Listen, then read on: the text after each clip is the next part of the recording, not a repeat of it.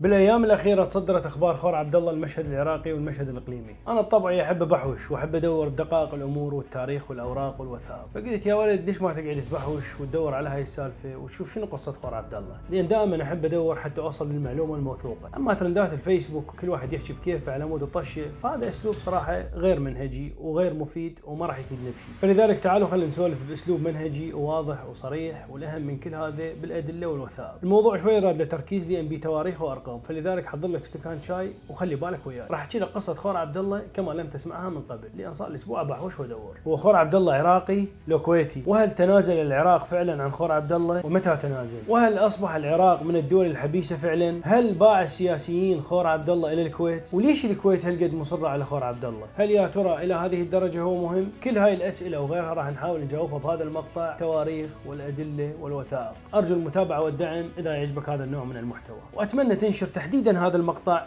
لكي تعم الفائده. انا حسين، هاي قناه قلقامش وهذا وجهة نظر.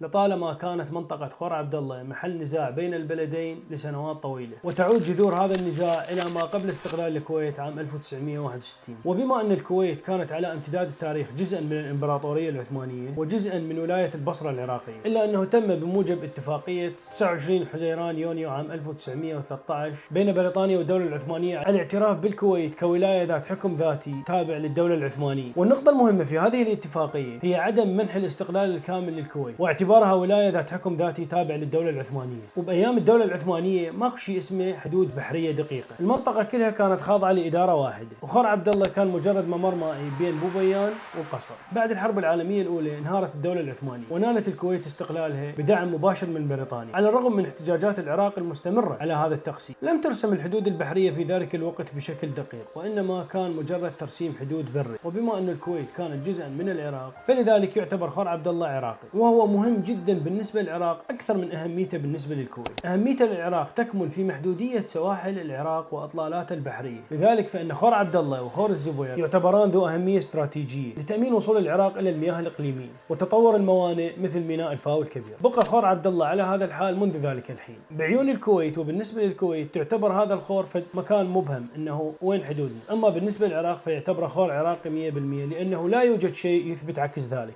يعني ماكو في الدليل يثبت انه هذا الخور مو عراقي. اي نعم استقلت الكويت ونالت سيادتها ورسمت حدودها البرية، ولكن هذا الخور وهذا الممر المائي يعتبر عراقي بنسبة 100%. وهذا ما يفسر كيف ان العراق في الحرب العراقية الإيرانية دأب على المحافظة على مياهها الإقليمية ووحدة أراضيه. فمن تقدمت القوات الإيرانية واحتلت خور عبد الله، العراق اللي رجعه. وعندما تركت إيران خلفها ألغام في الخور، العراق هو اللي تولى إزالة هذه الألغام، وحتى الإدامة كان العراق دائما هو المسؤول عنها. شو وقت صارت الكارثة؟ يوم 2/8 عام 1990. بهذا اليوم خسر العراق خور عبد الله، وهسه اقول لكم شلون. عندما غزا صدام حسين الكويت وبدأ عملياته يوم 2/8 عام 1990، واعلن بعد يومين على اكتمال العملية العسكرية، وبالتحديد يوم 4/8 عام 1990. منذ هذا التاريخ اصبح العراق منبوذ دوليا ومكروه اقليميا ومكروه من جميع جيرانه، لان صدام لم يترك اي حرمة للجار، ولم يترك اي مراعاة لحسن الجوار، ولم يترك اي طريق للتفاهم ولا الدبلوماسية. عندما انتهى الاحتلال العراقي للكويت في تاريخ 26 فبراير عام 1991، بدأ معه عصر مظلم بالنسبة للعراق والعراقيين. فرض على العراق حصار اقتصادي من قبل مجلس الأمن والمجتمع الدولي، وفرضت على العراق أمور كثيرة من ضمنها ترسيم الحدود البرية والبحرية مع الكويت. فتعالوا نشوف شنو اللي صار بين 1991 إلى 1993، السنة اللي انقر بها القرار المشؤوم من 133 من الأمم المتحدة. أصدر بالبداية مجلس الأمن القرار رقم 687 الذي دعا إلى وقف إطلاق النار، دعا العراق إلى احترام سيادة الكويت. ثم لاحقا في مايو عام 1993 أصدر مجلس الأمن القرار رقم 833، وهذا اللي يهمنا، القرار رقم 833، لأن هذا القرار هو اللي نص على ترسيم الحدود البرية والبحرية بين العراق والكويت. طبعا قبل صدور القرار تشكلت لجنة من الأمم المتحدة ولجنة من العراق ولجنة من الكويت، واللجنة هاي طبعا أكيد ضمت خبراء هندسيين وقانونيين ودوليين من جميع الأطراف المعنية، وعقدت اجتماعات كثيرة في تلك الفترة التي سبقت إصدار هذا القرار، وحضر هذه الاجتماعات ممثلون عن العراق وعن الكويت. ولكن الجانب العراقي كان دائما عنده ملاحظات على ترسيم الحدود البحرية، ورفض العراق بعض نتائج اللجنة خاصة فيما يتعلق بالحدود البحرية. يعني العراق منذ ذلك الوقت كان مدرك لمشكلة الحدود البحرية ويراها مجحفة، ولكن للأسف وضع العراق في ذلك الوقت كان ليس في أفضل حال، وكان دولة منبوذة ومكروهة ولا يملك رفاهية الاختيار أو التفاوض، فلذلك فرض الأمر على العراق. وعلى الرغم من اعتراض العراق عدة مرات إلا أنه لم يقاطع اللجنة بشكل رسمي. زين هسه نجي شنو هذا القرار 833 وعلى شنو ينص؟ القرار ينص على الاعتراف الدولي والرسمي بترسيم الحدود الدولية بين العراق والكويت بناء على تقرير لجنة الأمم المتحدة لترسيم الحدود التي شكلت عام 1991 تنفيذا لقرار وقف إطلاق النار المرقم 687 عام 1991. ركزوا وياي، اكو قرارين 687 و 833. 687 الذي يدعو لوقف اطلاق النار واحترام الكويت وسيادتها وحدودها برا وبحرا، و833 الذي صدر لاحقا في عام 1993 بعد ما شكلت لجنة من الأمم المتحدة والجانب العراقي والجانب الكويتي. وفحوى القرار باختصار هو مجلس الأمن يعتمد بشكل نهائي نتائج عمل لجنة الأمم المتحدة الخاصة بترسيم الحدود العراقية الكويتية، ويشمل هذا الترسيم كل الحدود البرية وصولا إلى النقطة 162 بحرا عند خور عبد الله. والنقطة المهمة هنا لا يشمل هذا الترسيم بعد النقطة 162، أي أنه يقف عند النقطة 162، وأي شيء بعد النقطة 162 يعد مياه مشتركة بين البلدين ولم يتفق عليها أمميا بعد. زين هسه واحد يسأل شنو هاي النقطة 162 وين صايرة؟ غير تفهمني صار خدمتك هسه فهمك. شوف هذا هو خور عبد الله، وهذا الجانب العراقي وهذا الجانب الكويتي. اللجنة شنو سوت؟ قسمت الخور بالنص واتجهت جنوبا باتجاه البحر، بس لازم اكو نقطة يتوقفون بيها، فاختاروا هذه النقطة. أي شيء وراء هذه النقطة يعتبر مياه مشتركة. قرار 833 انطى الشرعية لترسيم الحدود بين الكويت والعراق، وأنهى النزاع الحدودي الذي تسبب بغزو الكويت عام 1990. جعل من خرق الحدود أو الاعتراض عليها انتهاكا صارحا لميثاق الأمم المتحدة. أوقف العراق رسميا من المطالبة بجزر بوبيان ووربة وخور عبد الله، ومهد لإنشاء اتفاقيات لاحقة مثل اتفاقية خور عبد الله اللي صارت ب 2012 اللي هسه احنا حاليا قاعد نحكي عليها. قبل شوي ذكرنا أنه فرض هذا الأمر على العراق والعراق لم يكن راضي، فهل يجدي ذلك نفعا؟ للأسف حاليا أو في الوقت الحالي لا يجدي نفعا. زين هل يحق للعراق الآن الطعن في القرار 833؟ الجواب المختصر لا يملك العراق الحق القانوني في الطعن في القرار 833. والاتفاق اللاحق عام 2012 لم يغير مضمونه، وإذا حاول العراق التراجع اليوم فسيعتبر خرقا واضحا بالقانون الدولي ويضعف موقفه أمام المجتمع الدولي. بقى هذا الوضع من عام 1993 إلى عام 2003. بعد 2003 تغير النظام وتغيرت الحكومة. في عام 2012 تم توقيع اتفاقية مشتركة لتنظيم الملاحة في خور عبد الله، وترك ترسيم البحر حتى النقطة 162 فقط. أكرر، اتفاقية تنظيم ملاحة مو ترسيم حدود. وهي الاتفاقية أمامكم، أنا صراحة قريتها كلها، وهي وكل المصادر موجودة بالوصف للي يحب يطلع عليها أو يحب يشوفها. اسم الاتفاقية اتفاقية بين حكومة دولة الكويت وحكومة جمهورية العراق بشأن تنظيم الملاحة البحرية في خور عبد الله. الاتفاقية طبعا تحتوي على عدة بنود، أكيد ما راح نتطرق لها كلها، ولكن نتطرق إلى مثلا المادة السادسة: لا تؤثر هذه الاتفاقية على الحدود بين الطرفين في خور عبد الله المقررة بموجب قرار مجلس الأمن رقم 833 لسنة 1993. المادة خامسا مثلا: هذه الاتفاقية لا تنطبق على مرور السفن الحربية وخفر السواحل لكلا البلدين. المادة ثانيا: عند ممارستها لحق المرور الملاحي فالسفن التي تحمل جنسية أحد الطرفين عند مرورها في البحر الإقليمي للطرف الآخر فإنها لا ترفع أي علم آخر سوى علم جنسيتها.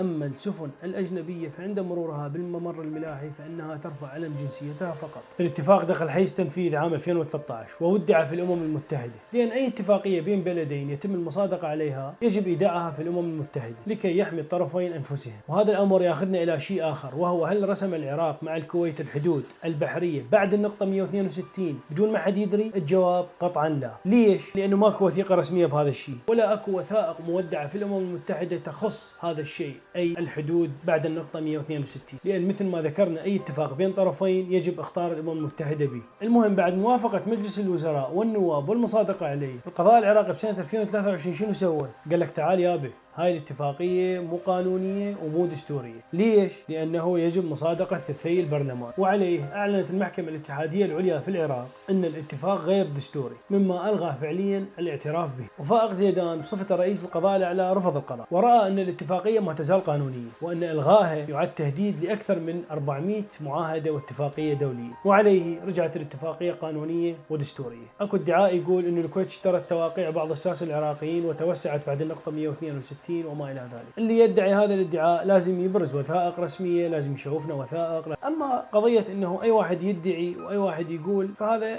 أي شيء بسيط كل واحد يقدر يسوي. لا توجد أي وثائق رسمية أو تغريدات في حسابات رسمية موثقة تشير إلى هذا الشيء، بل على العكس ما هو موثق فقط هو الحدود البحرية إلى حد النقطة 162، وهناك مطالب من الكويت بترسيم الحدود بعد النقطة 162. لاحظ، مو تعدي وأنه هي تقدمت على المياه العراقية الإقليمية وأخذت منعتها وكذا، لا، الكويت تطالب بترسيم الحدود بعد النقطة 162، وهذا الموضوع لا يزال تحت النقاش الدبلوماسي، لأنه الكويت ربطت هذا الشيء وقالت إنه إحنا نريد نسوي ميناء مبارك الكبير الذي يقع في نطاق قد يتداخل مع الجانب العراقي. زين، نجي هنا إلى تساؤل جدا مهم، وانتشرت صور كثيرة في السوشيال ميديا: هل العراق أصبح دولة حبيسة؟ الجواب قطعا لا، لأن الدولة الحبيسة تعني أن الدولة لا تمتلك منفذ بحري إطلاقا، مثل أثيوبيا وأوغندا وأرمينيا. العراق عنده منفذ بحري، خور الزبير وخور عبد الله وميناء الفاو الكبير اللي هو قيد الإنشاء، وعنده حق المرور البريء بحسب اتفاقية الأمم المتحدة لقانون البحار. المرور البريء اللي حكينا عليه قبل شوية موجود بأحد بنود الاتفاقية،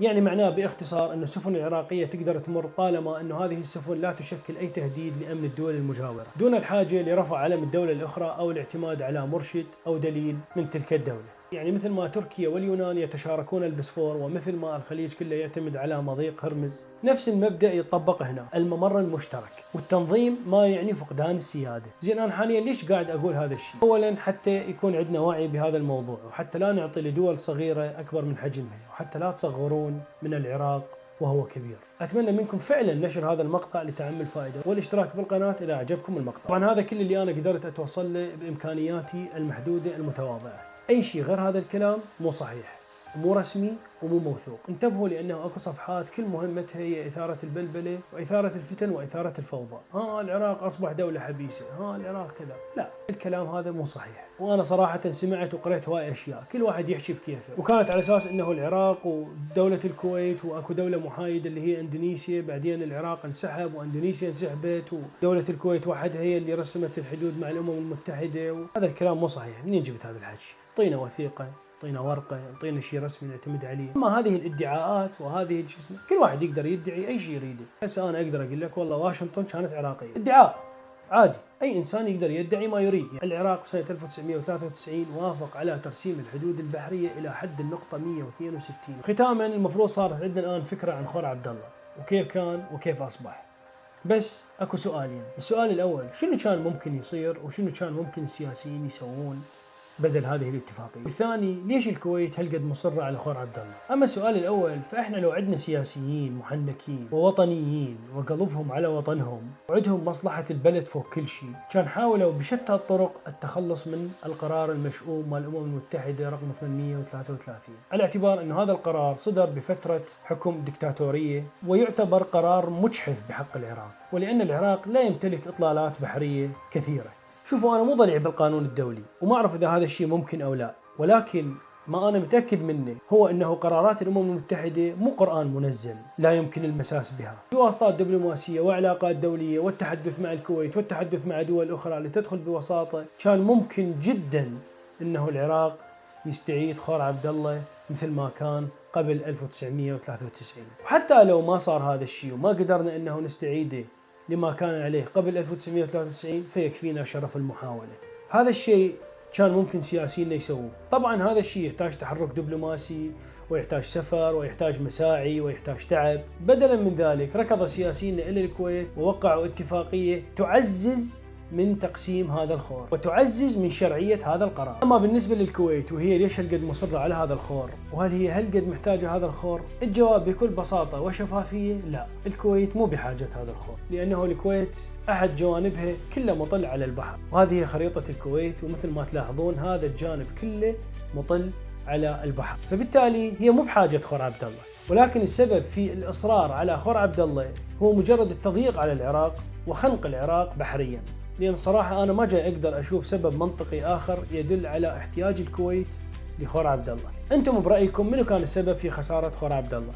وهل تعتبر هذه الاتفاقية الأخيرة بين العراق والكويت مجحفة بحق العراق أو ضرورية لسلامة الملاحة البحرية والسلام البيئي؟ أتمنى تشاركنا برأيك وتدعمنا بالاشتراك والمتابعة. في أمان الله.